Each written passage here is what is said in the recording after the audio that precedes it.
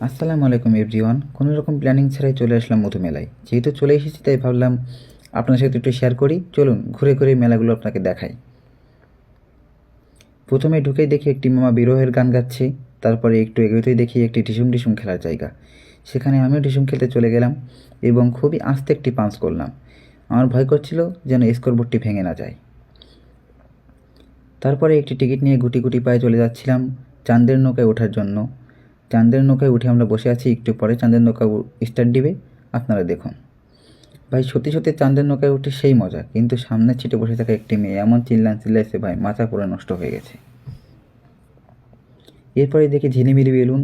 ঝিলিমিলি balloon নাকি মেয়েদের অনেক পছন্দ, যাই হোক আমরা বাদ দিই। এরপরে নিয়ে নিলাম একটি সফট টি, যেটা দেখতে অনেক চকমকে হলেও এটার ওয়েফার খুবই বাজে। এখানে রাখা ছিল অনেক রকমের চুড়ি, যে চুড়িগুলো আপনারা কিনতে পারেন। যেহেতু আমার কিনে দেওয়ার লোক নেই তাই আমি আবার রেখে দিলাম।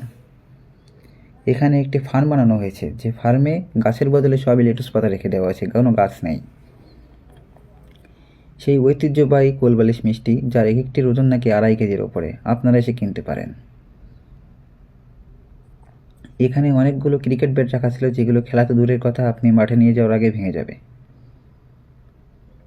এখানে রাখা ছিল গোল ফল, কিন্তু গোল ফলের পাশে রাখা ছিল সেই বিশাল আকারের একটি 73 কেজি ওজনের মেটে আলু, যেটা দেখে আপনি অবাক হবেন।